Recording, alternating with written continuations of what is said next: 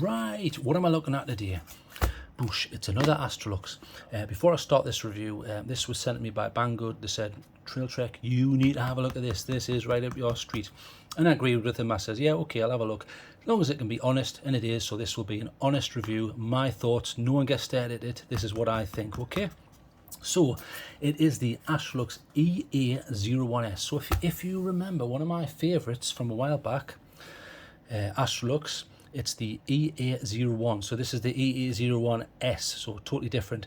The difference comes around in the fact that, and I'll quickly open this to show you, if you look at, well, the first noticeable difference anyway is how the light's getting into the world. So this one uses a huge TIR, quite interesting. It seems to have this central barrel lens to it, but this is all one piece of plastic.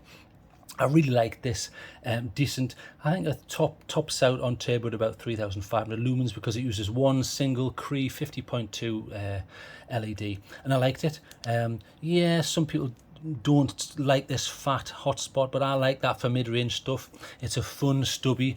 I can hold it in my hand, and yet, even though it's relatively small, I say relatively, I realize this is large for some people, but it's relatively small, you're still getting a massive 26650 battery in there, and because of that you're getting a large capacity, and in this instance 5,000 milliamp hours, so that's a lot of juice.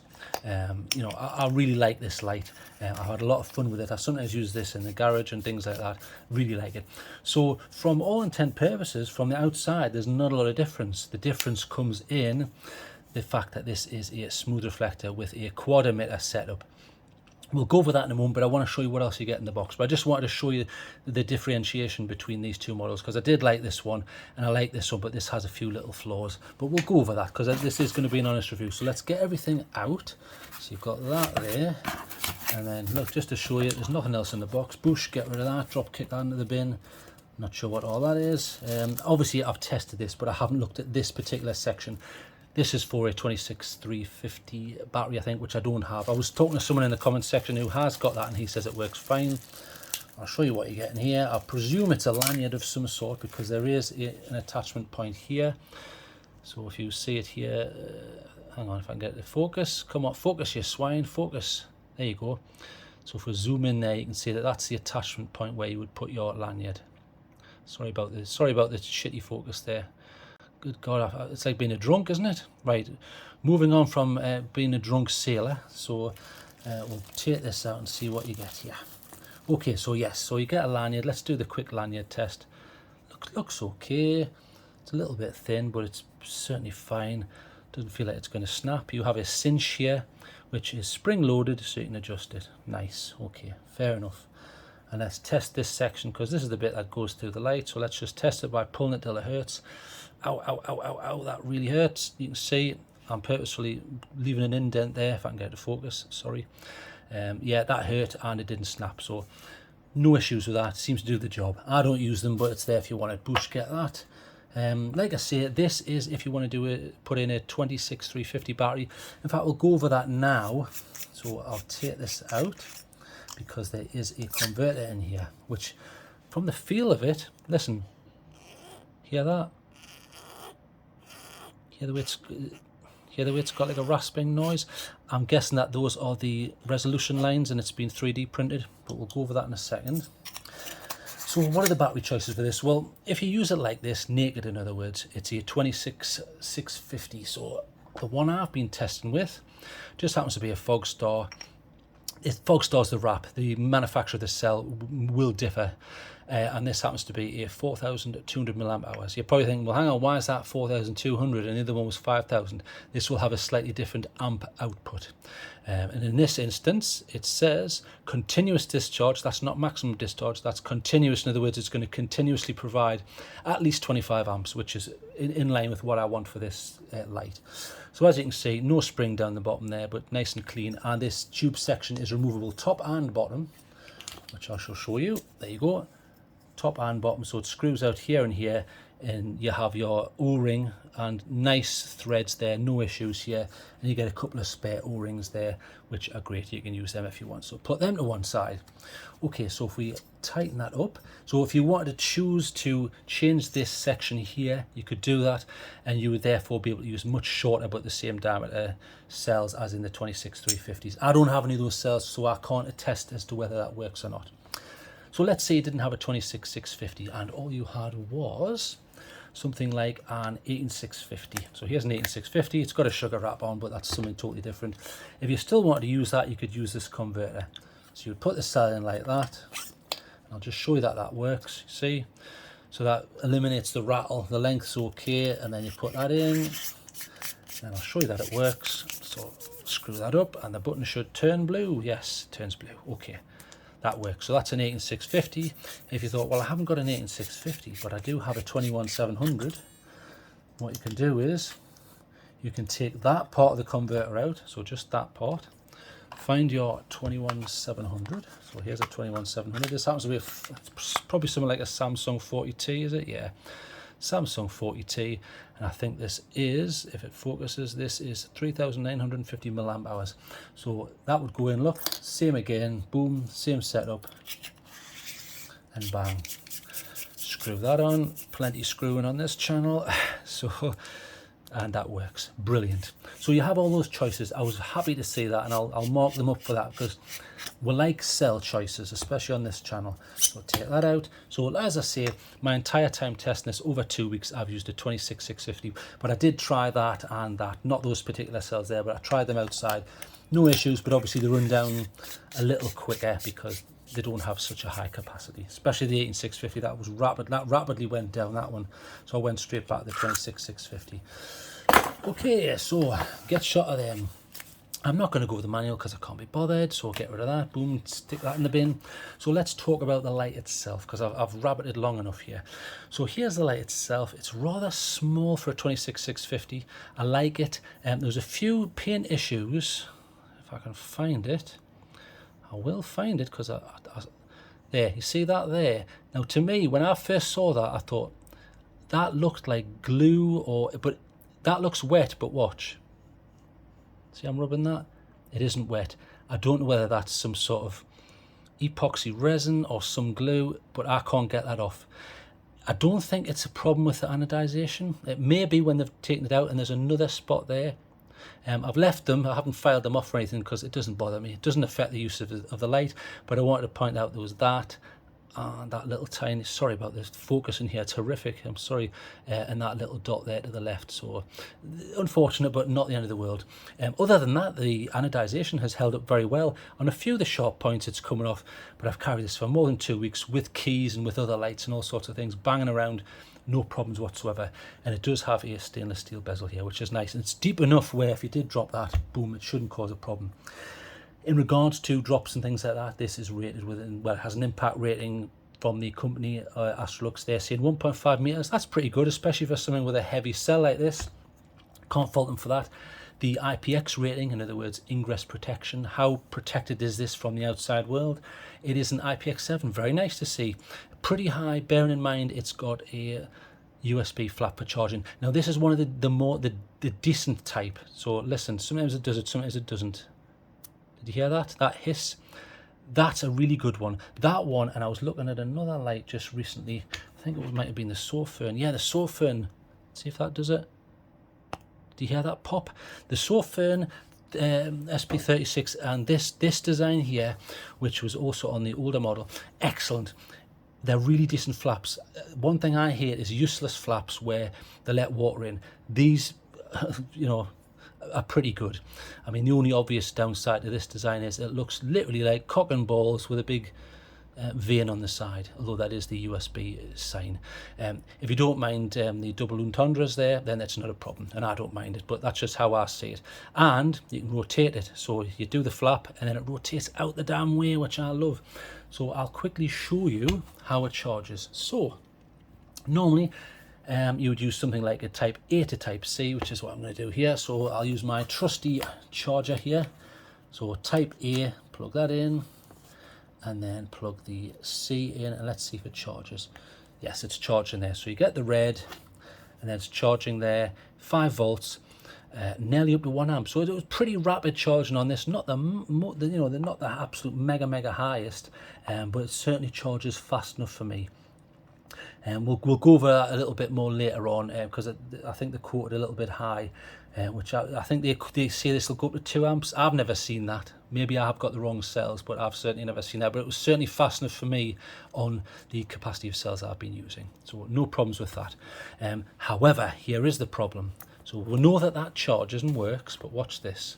If I try and use Type C to Type C, so in other words, you need power delivery compatibility. Watch. So plug that in, okay, so nothing's coming through yet, and then you plug this in here. What happens? Nout, that's what happens, nout happens. So right voltage, nothing's coming through. There is no power delivery on this. Very disappointing, especially these days. I mean, years ago when I was banging on about power delivery in Type C, I used to get comments from a few people saying, who cares, micro USB is fine. Yeah, but those people are now realising that that's not the case anymore. I've got plugs in the house now, AC outlet plugs, which have got Type C in it. So it's becoming more ubiquitous. It's important that we have this, especially on lights these days. So disappointed to see that, and I will not, knock a mark off for that. But I understand not everybody is bothered about that. But moving on from power issues, because I don't want to ram it too long. I'm trying to keep this quite a rapid review this time. And we'll go over the emitter options now quickly. Probably the easiest way is if I show you on here what I've got. So looking at the top here, you can get black, grey and blue. That is the anodization colours. I got black because I wasn't particularly bothered about the colour. Banggood just sent me what they had. And you can get the SST40, which will be a bit more throwy, where you can get that in a 6500 Kelvin tint. You can also get the SST40 in a 5000 Kelvin tint, which is what I've gone for. So this is the 5000 Kelvin tint in the SST40. So I'm after getting a little bit of throw from this. You can, if you want, go for the XHP 50.2s from Cree, and again, you can get that in the 6500, which is the white end of the tint, particularly white, or the 5700K, which is just above neutral-ish area. It's a bit whiter towards that end of the spectrum. I quite like the 5000, and it's pretty good. In regards to tints, I did some testing. So I did some TrailTrek testing. So I'll put that down here, and I'll bring the test results in. So here's the test results. Okay, so CRI, so in other words, a colour rendering index, I would expect to see from something like a Cree, all of that sort of thing, something about 70%. Unfortunately, on these SST40s, I was getting about 65%. That's quite low. I did test about 3 times because I thought maybe I'm at error. I tested when the light was hot. I tested when the light was cold. I tested it outside. I was getting basically the same amount, and the highest I got was about 65.2, I think. So a little bit disappointing, but maybe there's room for error on my part. I accept that. So it's just below 70, unfortunately. And in regards to tint, I came up with 4,810, I think, which is around 5,000K, which is what they're saying. I didn't find any flicker, so there'll be no annoying flicker from pulse width modulation. So that's just when you rapidly turn the light on and off to get a desired output. But it can be annoying, especially if those flashes are too far apart. It becomes noticeable and it's irritating. And it can sometimes give people headaches as well. That's another point. Okay, so max lumens on this one. On this one, with these emitters, on turbo, so not the highest ceiling, I'm talking about turbo, so you turn it on and then, you go to the maximum, double click, you are getting around 7,000 lumens, which is a lot, which is excellent. However, if you wanted even more, if you went for the 50.2 Cree version, you can get 11,000 lumens. That's great, but remember, that's going to gobble your battery faster. So just bear that in mind. And also, it's going to heat up faster. Now, if you want to think, well, what would that actually be like? I did some footage later on in the video where I tested a light that has 4 50.2s, and this is 11,000 lumens. It's very bright. This won't heat up as fast because look at the size difference. Massive. That's a massive chunk of metal to get rid of that heat, and you've got this huge head. This doesn't have that, so it will heat up rather quickly. One of the things about this on turbo, it does get rather hot, and you end up having to do the, you know, like you're holding a wiener or something above a fire. You do tend to have to retreat the hand away from the inferno. Just what happens, and not everybody uses these lights constantly on turbo. You wouldn't do that anyway, but if you're trying to look over a field and you want quick illumination, it will heat up rapidly. Although I didn't notice any ridiculous step downs. It does step down eventually. Okay, so what else can we say about this? You've got, you know, it's really nice. Stainless steel bezel, the charging up to 2 amps. I never saw that. You can't use power delivery, which is a little bit disappointing. It does work whilst it's charging, so while you're charging that and you're running it, it will run. A lot of lights don't have that. That's a feature I use when I'm camping and things like that. I think that's a valid, good point to have on a modern light, and I like that. So that's great. So drain. Now I did some testing on the drain. So what am I talking about here? I'm talking about the parasitic drain. When this isn't doing anything, is it using power? Well, obviously, to illuminate that button, it's got to take some power from the cell, hasn't it? Now this is a large cell, so what I did was I did some quick testing. So bear in mind, you can have this button off, you can have it on low, where you can hardly see the blue, or high, which is that one where you can see a lot of blue. That's on high at the moment. I'll show you in the UI section how to do that. I think it's seven presses. So with the button off, it had an extremely reasonable 0.01 milliamps drain, which is virtually nothing. It's not worth worrying about. If you were that worried, look, you just do this. Sorry, that one. You just disengage it if you're putting it away for storage, and then there's no parasitic drain.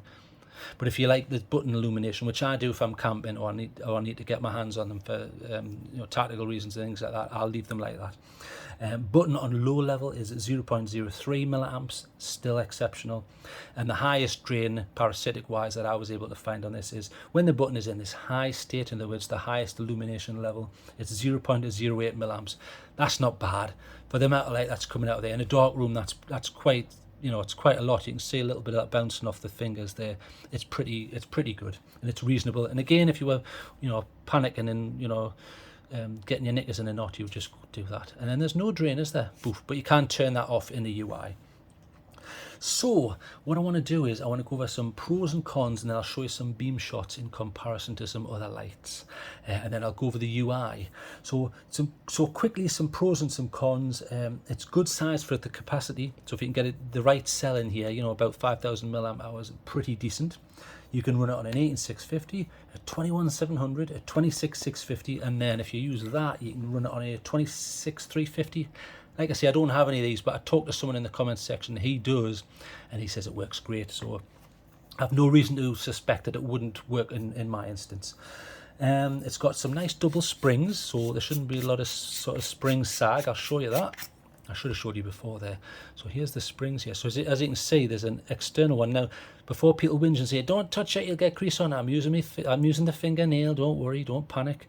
So you've got that external one, then you can see an internal one there. So nice to see that.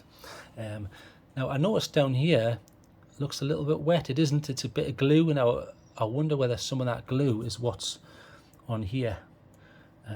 But like I said, you know, it's not the end of the world. I didn't, you know, consider jumping off any bridges when I saw that.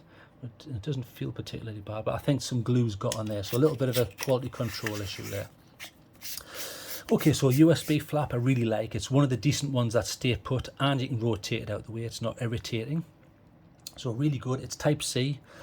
Like I say, unfortunately it isn't power delivery, but we'll count that as a con in a moment. You've got 3 colour choices on the body. Well, it doesn't bother me that much, but it's still a pro because it's more choice.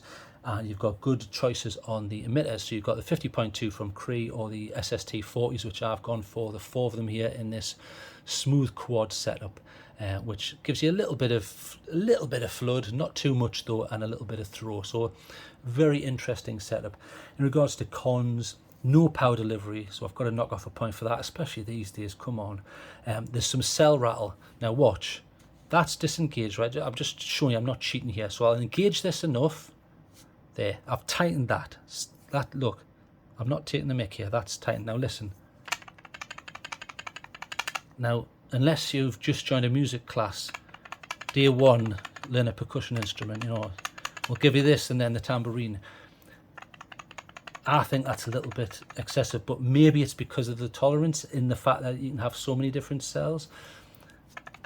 You know, I mean, unless you've got a tactical need, or, you know, you're sneaking into bunkers and you don't want things rattling, I don't know. But I'll take off maybe as a quarter point for that rattle, because the other ones don't have this issue. But it was just something I noticed. Even when you tighten that the maximum amount, still rattle. So something to be aware of. The flower petaling and rings. So this is another con. So what we'll do is, now look, you can see the flower petaling. When I say flower petaling, I'm talking about the extremity of this beam profile. You see it looks like a flower and the petals protrude at the sides. Now, as well as that, if I come back a little bit, it's hard to see on here. Probably I'd be better off with a piece of paper. So here's, or this might show it. You can see there, you see there's like a ring. You've got this, you've got the hot spot, which is fair enough, and then your spill. But within this spill, see the ring? So you've got the old Rings of Saturn issue there. Now this is up close on a white background. If it's not a white background, you can hardly see the rings. And then if you pull back on this, you can hardly see the petals. In fact, I'll input some footage up here while I'm talking about it. To me, I don't really care about flower petaling too much, but I want to mention it because some people might look at that and go, bloody, you know, that's all over the place, that. And I understand that, that's fine. In fact, if I put it to the side, you might see a bit, yeah. But it's slightly worse than the Q8, the BLF Q8, and I would say it's slightly worse than the SP36 from Sofern. However, it wasn't off-putting and I didn't hate it, although to be fair, a lot of my time with this light I spent outside in the countryside where it's very difficult. There's not a lot of flat white surfaces in the countryside, therefore you're less likely to see it. However, when I was looking for it, I could see flower petaling, so I just want to make absolutely sure that people know what it is that they're buying, and if that doesn't bother you, then who cares? Go ahead and get it, but please be aware that there is obvious and visual flower petaling there, but that's as a result of the way that this works. So we'll get rid of that footage up there. So it's just as a result of this, it's part of the design. Okay, so what else can we say? Well, the CRI was below 70%. That's a little bit disappointing. So it was okay on the eye when I was out and about, but I would prefer, you know, I do like high CRI, but I know you don't always get that. But this was below 70, it's pushing it a little bit. And it's not Anduril V2, it's an older version, which I'm going to go through in a second. Now, before I quickly go through the UI, I want to show you some shots. So I'll put that down. So let's bring up a picture here. Right, here we go. Okay, so what can we see here? Well, here's the other lights that I tested this against. I tested against the Nightcore E4K, which again is a similar setup. It's much slimmer. It's a 21700 cell configuration, but it has the 4 emitters in a smooth reflector, I think. Yes, it is, yeah. Smaller head, obviously, and it's 4400 lumens, I think, and cool white they call it. They don't give a Kelvin value. And then there's the Astrolux EA01, which is the older one, the grey one that I showed you, which uses a TIR. And then top right there is the Astrolux EA01S, which is the one we're looking at here. And then bottom left was the Sofern SP36, again another smooth quad emitter using Samsung emitters, and I think it uses 3 18650, so it's a soda can style light. And the Firefly's PL47 Gen 2, which uses the older Cree emitters, the XPL highs or something like that, but 4 of them again, but this time it's using a TIR setup, so you should get a little bit more flood. And then bottom right, Astrolux FT02S, which is the large thrower there, using 4 50.2s. So that might give you a little bit of indication in regards to lumens, which are 11,000, as to what you'd get if you chose the Astrolux EA01S with those emitters. Although obviously the output will look slightly different because they use different heads in different sizes. So enough waffling. What can we see here? So let's look at the Nightcore top left. Nice and floody. Maybe it's a little bit white, but perfectly acceptable. It doesn't seem to throw a lot though, does it? I'm not seeing too much in the distance.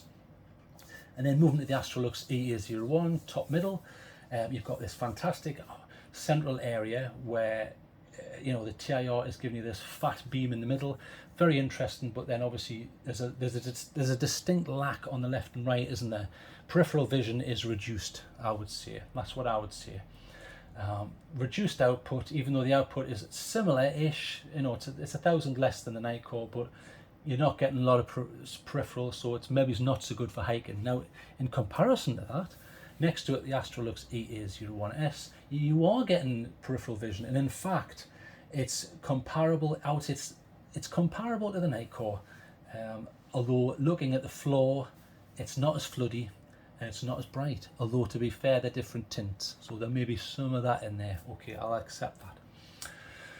Although the Astrolux should look better because it's 7,000 lumens, so you would expect better from it. Although I would say it's throwing a lot better in the distance, in that central spot. You're seeing a lot more. Not much, but you are seeing more detail in the central zone. So for an SP36, it's using 4 Samsung emitters, high CRI, similar tint. I would say it's quite similar to the Astrolux.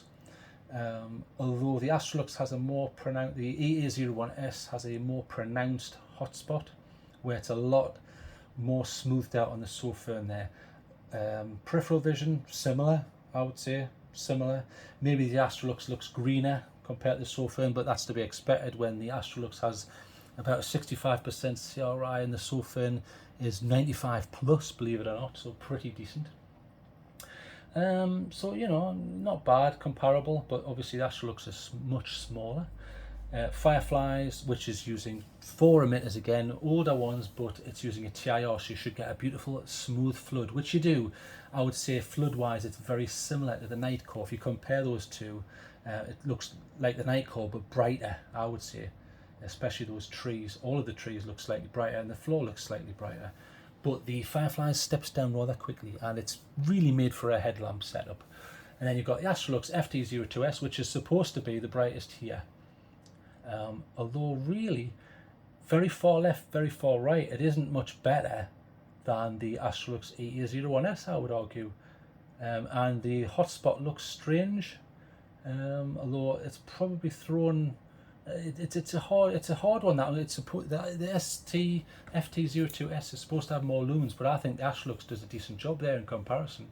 In fact, there's less beam artifact in the middle. It's smoother, whereas there seems to be a bit of there's like a white center to the hotspot on the FT02S, and then you have like some sort of tint beam shift or something, tint shift going on there. Then it goes into the rest. So I think the Astrolux does a decent job. So quickly summing up, Nightcore's more floody, Astrolux has a fatter hotspot. Then next to it, the EA01S does a really good job. Peripheral's certainly better than the EA01. So from SP36 looks better to me tint wise. Well, colour reproduction, but it's certainly not that much better than the EA01 in peripheral vision. Fireflies looks probably the best. If you quickly looked, you'd go, that's the best. But then it steps down mega quick, which is very unfortunate. And then the Astrolux FT02S isn't really shown its best, although I would argue that it has a slightly wider throw in totality. When I'm looking at far away aspects of that image, especially on the top left there, I'm seeing slightly more of that tree in the distance, the bushy tree with all the fine limbs as comparison to the Astrolux, but it should be because it's a hell of a lot more lumens, you know. But maybe you'd get something similar on the EA01 if you chose the Cree 50.2s. Okay, so we've discussed that enough. I've rattled on long enough, so get rid of that picture there. Okay, right, we've got rid of that. Okay, so like I say, I mean, you know, these are the lights. I just want to show you what they actually look like. These are the ones that I did compare it to. So like I say, this is, I mean, look at the size difference, massive. So that can deal with the step down of the 50.2s, but you can get the 50.2s in here. I would suggest you may not enjoy the turbo with that setup, but this throws slightly wider and better in totality, which I just discussed. Same battery though. I still think I'd probably rather go for that just for pocketability. This is extremely difficult to pocket. If I try pocketing this in jeans in a car, it's hard, very, very difficult. Put that out of the way. Tested against the E4K. I don't like the UI on this, but similar setup. Obviously much smaller head though, isn't it? And this steps down after 30 seconds. That doesn't. So I'd rather, you know, and this you can only have a 21700. No USB charging, although the cell they give you with has a entry point for a Type-C. Get rid of that. I mean, even price-wise as well, that's rather expensive. That's less expensive in comparison to the original EA01, and obviously this is the EA01S. I still like this light, and I still think it has a place. Just if you probably hiking, you might be better off with this. Yeah, I would say that. But other than that, it depends. Do you want TIR, get this. If you don't, get that. But then, of course, this can have 4 of the emitters that are in here. So you can go up to 11,000 output. Very big. Whereas this is just 3,500, I think, yeah. And 7,000 on the 4 emitters that I've chosen here, the SST40s. We'll get rid of that. Same cell though, and I tested against this, the Sofern SP36. It's got a better angular version 2, which has the advanced and all of that. Much higher CRI. The flap's still good, but obviously pocketability isn't that bad on this. I tested this, and it was certainly better than the Q8, which I can't justify a pocket position unless I put it in a coat. Whereas this was more easy to justify, and I've carried this out multiple times. I do like this light, but again, if you want pocketability, that's going to win. Boosh. And this is the PL47. This is the Gen 2 version. So again, very floody, and it's got the auxiliary LEDs, which is cool, but steps down mega quick, which is unfortunate. It's a shame that. So those are just some of the extra choices you had. So in regards to that, I'll give it a mark, and then what I'll do is I'll show you some footage. But now, before I give it a mark, I will have to rapidly, and I promise I will do it rapidly. I'll rapidly cover the UI. It's not the new Angular V2, it's the older version. So I'll rapidly cover it. So I'll put a little thing up here, a little bar, a waffle bar. So if you don't want to listen to the UI, go to the end of that bar, and you'll get to my marks, and then we'll go and look at some footage. But for those who are sticking around, I'll rapidly do this. Okay. So you've got, I'll go over the button illumination and all that, so quickly and rapidly. So on, off, and it has memory mode, so it remembers what mode you were at, and when it's on, you can ramp it up, click and hold, and it ramps all the way down again. See that? Ramps up. Now that's smooth ramping. If you wanted step ramping, so you can visually see when it moves between ramping modes, 1, 2, 3. So there was a momentary flash there, you might not have seen it. So see, boom, boom, boom, and then step, step, step, step, step. There's a visual indication of the steps. So that's quite useful because you can memorize which step is what output, and you can sort of guesstimate how long the battery's going to last. Although there is a battery check version on this, so how useful that is, I'm not so sure. But it just gives you a visual representation. If you wanted to go back to smooth whilst it's on, 1, 2, 3. There was a little flicker, and now it will smooth ramp again. So brilliant. And when it's on, double click, turbo, bang, that's 7,000 lumens. Very hot on the hand there. So you can quickly get a turbo like that. Okay.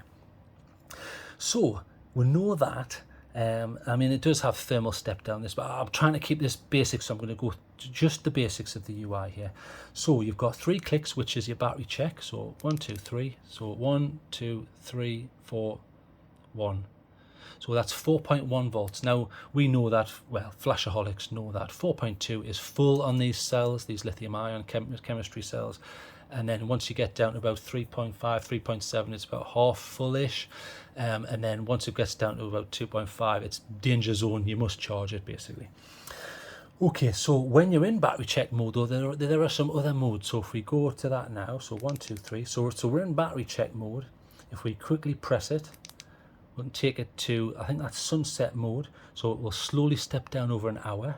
If you quickly press it again, it should go to beacon. There, that's beacon mode. So you could leave that at a rally point, or if you are lost in the wilderness or whatever, and it will flash out. So using very little battery, but it's drawing attention to itself. So you may find a need for that. And then you do have a temperature check mode, so another 2 clicks, there's your temperature check mode, and it will flash out. You really need to calibrate the temperatures, which I'm not going to do in this basic UI, but that will flash out a reading of the internal temperature. Not necessarily right at the LED, but obviously here. So bang. So I'm not going to cover everything, bear that in mind. So lockout, now we know we can do a physical lockout, which is this. Christ, there you go, boom. There you go, so that's physical lockout. Now, if you wanted to do it electronically, in other words, e-lockout, 1, 2, 3, 4, there. There was a bit of a flicker there. That means it isn't going to work. However, you do have a backup mode. So it won't work, but you can get a little bit of light out. So if you press and hold, you get a little bit of light. If you want a little bit more, double press and you get a bit more. And that's it. That's all you can do. I like the fact that when it's locked, you can get a little bit of light or a little bit more without having to unlock it, because otherwise you've got to go 1, 2, 3, 4, right, unlock, right, use the light, right, brilliant, 1, 2, 3, 4, back in the pocket. Whereas it's easier to go there's some light for the map, bang, and get on with what you're doing. To unlock, 1, 2, 3, 4, and you're back to normal. You also have a momentary mode, which is 5 clicks, 1, 2, 3, 4, 5. So now it should either be on or off, and that's it. There, it's on or it's off, that's it. You can't leave it on. Okay, so that's that one, and then I think 6 clicks is Muggle Mode in the old Anduril, which this is. So 1, 2, 3, 4, 5, 6. Muggle Mode. Muggles are non-magic users in Harry Potter, basically. So what we're trying to suggest there is, we're being a bit cheeky and we're saying it's people who don't know what they're doing with flashlights, basically. We're not doing that to be offensive. We're doing that to say, rather than get yourself in loads of trouble in a very, very complicated UI, we're just going to give you some basic functions. So you can turn it on, you can ramp it up a bit, and you can ramp it down a bit, but you don't get the full gamut. You can't go all the way down. You can't go all the way up. Do you know what I mean? You're keeping it simple. If you were going to hand this to someone, you didn't want them to get in any trouble. So that's your Muggle Mode. 1, 2, 3, 4, 5, 6.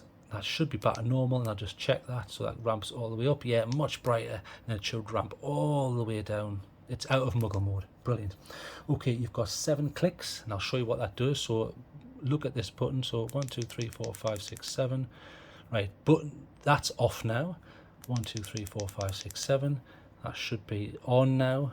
1, 2, 3, 4, 5, 6, 7, and then higher. So you can change the intensity of this, which I discussed in the drain section in regards to parasitic drain. So you can alter that. There are no auxiliary LEDs, which would normally be under 7 clicks. You can't do that on this one. You also have click, click, hold modes. So click, click, hold. And then that takes you now, I think that should be on candle mode. So you see how it's spluttering. And you can change the intensity up, and click and hold and change the intensity down. So if you want to be romantic like Barry White or something and pretend you had the candles on, or you're doing a seance, I don't know, or you lived in a church, I don't know. So you've got that ability if you want it. So you've got candle mode, and then I think, is it double click to go to the next one? Yes. So that is bike mode. So the light is on and it also flashes to draw attention to itself. And again, you can make changes in the intensity to that one.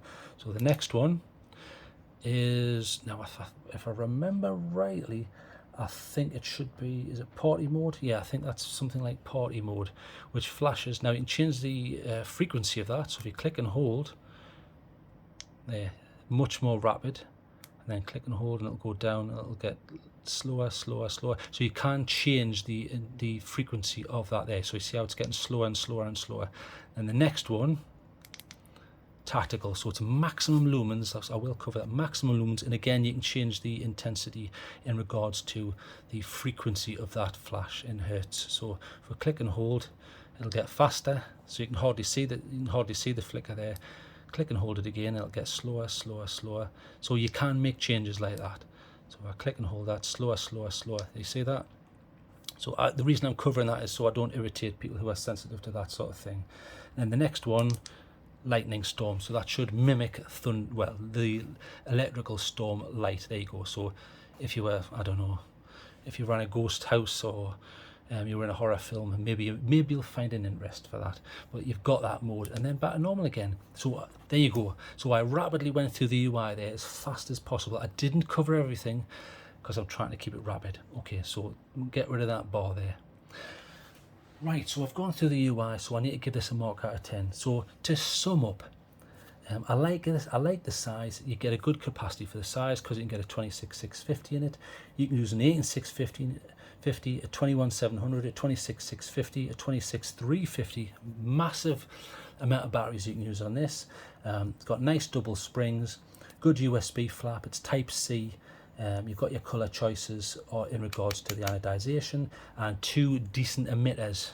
But in regards to cons, no power delivery. Sorry, I've got to knock a mark off for that. You've got that blinking cell rattle, which may not bother you, but it bothers me, so I'm going to knock a little bit off for that. Flower petalling and rings, I'm sorry, but they are there, and I have to mention them. And again, if that doesn't bother you, ignore what I'm saying. But for some people, it does bother them. It didn't bother me particularly, especially when I was outside, but I just want to make sure you know that they're there. So it's got those. CRI was below 70%, it's a bit worrying, but not a deal killer, and I didn't notice it when I was out and about, I'll be honest. It wasn't that bad. And it's not Anduril V2, and it doesn't have power delivery, so there's a few knocks there, which is unfortunate. And because of that, I'm going to give this an honest 7.5 out of 10. It's got a lot of promise. It will fit the bill for a lot of people, but it's got a few niggles, so I have to be honest and give it 7.5. I enjoyed using it.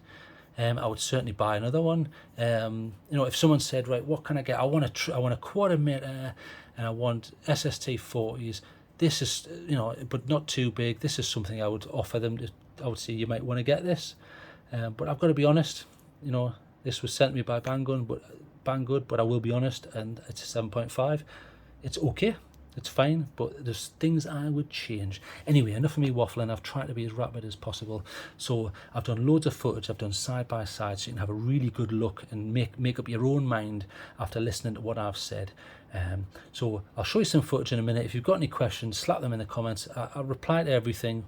You know, eventually, I do work a full-time job and things like that, but I'll do my best to help you. So here comes the footage. So 7.5, decent. Nothing too much wrong with it. Oh, and there was that little splat on there, and whatever that is on there, but it's not the end of the world. It's certainly not gonna, you know, unless this was a showpiece and I was going to you know, to compare lights with some geeks, that wouldn't bother me. It still worked. 7.5, right, enough waffling, I'm off. Right, so good night. Whee!